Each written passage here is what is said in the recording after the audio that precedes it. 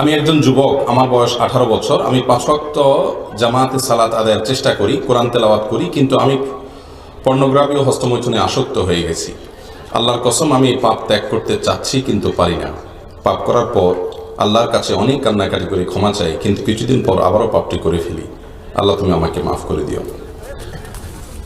প্রিয় ভাই আমার, যিনি প্রশ্নটি করেছেন, প্রথমে আমি আপনার এই সুন্দর অনুভূতির জন্য, অপরাধ করার পর অপরাধের যে একটা দাহন আছে, জ্বলন আছে, অপরাধ বোধ আছে, আল্লাহর কাছে দাঁড়াতে হবে, জবাবদিহি করতে হবে, এই ভয় যদি অন্তরে কারোর মধ্যে থাকে, ইনশাআল্লাহ এই অবস্থা প্রমাণ করে যে আল্লাহ তাআলা তাকে অচিরেই সেই গুনাহ থেকে বের করে আনবেন।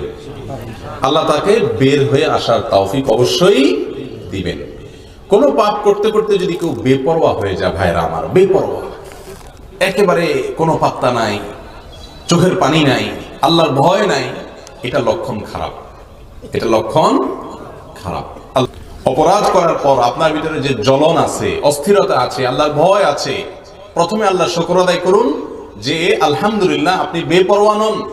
আপনাকে আল্লাহ রাব্বুল আলামিন তাইবিনদের কাতারে, যাদের তওবা আল্লাহ কবুল করবেন, তাদের কাতারে শামিল হওয়ার তৌফিক দান করুন, আমরা দোয়া করি। আর সেই সাথে আমরা আপনাকে কিছু পরামর্শ দিব। প্রথম কথা হলো যে, দেখুন ভাই, পর্নোগ্রাফি এবং হস্তমৈথুন এগুলো আজ মহামারীর আকার ধারণ করেছে। অনেক 5 ওয়াক্ত নামাজি, অনেক ভালো মানুষ, ভালো যুবক গোপনে গোপনে এই গুনাহগুলো করে যাচ্ছেন।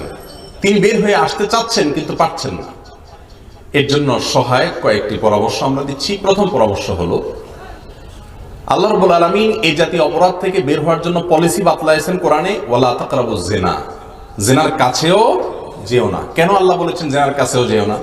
আল্লাহ লা তাজনুনা বলে লা তাকরাবুজ জিনা কেন বললেন? কারণ আল্লাহ জানেন যে জেনার মতো অপরাধ, হস্তমৈথুন এটা জেনা সংশ্লিষ্ট অপরাধ, তারপরে আপনার পর্নোগ্রাফি এটা জেনা সংশ্লিষ্ট অপরাধ। জেনাল আইন আন নাজর, নবী সাল্লাল্লাহু আলাইহি ওয়াসাল্লাম বলেছেন সহিহ মুসলিম হাদিসে, চোখের জেনা হলো চোখ দিয়ে খারাপ জিনিস দেখা। এই অপরাধগুলো মানুষ যখন কাছাকাছি যায় তখন করে, আর যখন একটা ছোট অপরাধ করে তখন আস্তে আস্তে বড় অপরাধের দিকে সে অগ্রসর হয়ে যায়। এই জন্য জেনার কাছাকাছি গেলে জেনা না করে খুব কম মানুষ থাকতে পারে।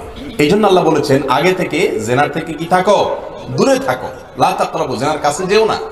এই জন্য প্রথম পরামর্শ হলো, যারা বেঁচে থাকতে চান এটা থেকে দূরে সরতে হবে। দূরে সরা বলতে, দৃষ্টান্ত স্বরূপ, আপনার মোবাইলে এরকম কোন ছবি, ভিডিও, গান থাকলে সেগুলো সব গোষ্ঠী ধরে একসাথে ডিলিট করে দিবেন, ফরম্যাট করে ফেলবেন। এটার জন্য বুকে বল লাগবে, আবার ইমানি শক্তি লাগবে। যখন আল্লাহর ভয় আসবে, চোখের পানি আসবে, লজ্জিত হবেন অপরাধ করার পর, তখন ইমান তাজা হয়। নবী সাল্লাল্লাহু আলাইহি ওয়াসাল্লাম বলেছেন, লা ইয়াজনি জানি হিনা ইয়াজনি ওয়া হুয়া মুমিন। কেউ যখন জেনায় লিপ্ত হয়, এই যে পর্নোগ্রাফি দেখছেন, জেনা করছেন, এই যে আপনি হস্তমৈথুন করছেন, জেনা করছেন, কেউ যখন জেনায় লিপ্ত হয় তখন তার ইমানটা তার শরীর থেকে বিচ্ছিন্ন হয়ে যায়, আলাদা হয়ে যায়। যখন সে জেনা থেকে সরে আসে, ইমানটা আবার ফিরে আসে। এই জন্য দেখবেন, এই অপকর্ম থেকে যখন সরে যান, সঙ্গে সঙ্গে আপনার ভেতরে একটা ইমানদার হয়ে থাকলে অপরাধ বোধ জেগে ওঠে, আফসোস লাগে, লজ্জিত হন, হয় কি হয় না? এই হওয়াটা প্রমাণ করে যে আপনার মধ্যে ইমান ফিরে আসছে। আর যখনই অনুশোচনা হবে, দেরি না করে সঙ্গে সঙ্গে এই মোবাইল থেকে সব ফরম্যাট করে দিবে। কথা কি বুঝাতে পারছি? ফেসবুকে যদি কোনো পেজ বা এই জাতীয় কোনো কিছু থেকে আসে, সেগুলো সব ব্লক করে ফেলবেন। কোনো বন্ধু যদি আপনাকে এই সমস্ত দিকে পথ দেখায়, সে বন্ধুর সাথে সম্পর্ক ছিন্ন করবেন, তার নাম্বার ডিলিট করে ফেলবেন, এবং এভাবে জেনা থেকে আস্তে আস্তে দূরে সরবেন। কোন মেয়ের সঙ্গে আপনার পরিচয় হয়েছে, সেখান থেকে আপনার মনে বাজে চিন্তা আসে, একেবারে আপনার মেমোরি থেকে তাকে ডিলিট করে দেওয়ার আয়োজন করেন। তাহলে ইনশাআল্লাহ আপনি গুনাহ থেকে বাঁচতে পারবেন। দ্বিতীয় কাজ হলো, একাকী থাকবেন না। এই পর্নোগ্রাফির সমস্যা আর হস্তমৈথুনের সমস্যা, উভয় সমস্যা হয় কখন? যখন মানুষ লোকজনের সামনে থাকলে এগুলো হয় না। এই জন্য আপনি ম্যাচে থাকেন বা আপনার বাড়িতে থাকেন, যেখানে থাকেন, একাকী থাকবেন না। বিশেষ করে যুবকদেরকে বলছি, একাকী থাকবেন না, মানুষের মধ্যে থাকবেন। যখন রুম থেকে সবাই চলে যাচ্ছে, আপনি একা হয়ে যাচ্ছেন, আপনি মনে করবেন যে এখানে কোনো বিষাক্ত সাপ থাকলে যেরকম আপনি দৌড়াতেন, সেরকম করে আপনি অস্থির হয়ে বের হয়ে পড়বেন। একাকী থাকবেন না। আপনি একা থাকলেই শয়তান আপনার মাথায় সে বাজে চিন্তা আনবে, লোকজনের মধ্যে ইনশাআল্লাহ সেটা সুযোগ সে পাবে না।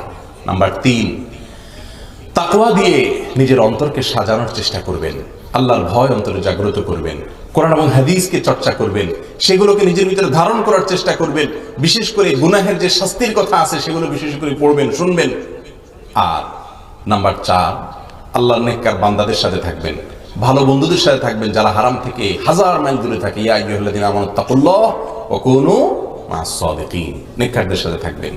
আর নাম্বার 5, আল্লাহর কাছে একটু চোখের পানি ফেলে দোয়া করবেন, আল্লাহ আমাকে তৌফিক দান করো, আমি যেন গুনাহ থেকে বের হয়ে আসতে পারি। আল্লাহ আমাদের সবাইকে তাকওয়ার জীবন ধারণ করার তৌফিক দান করুন।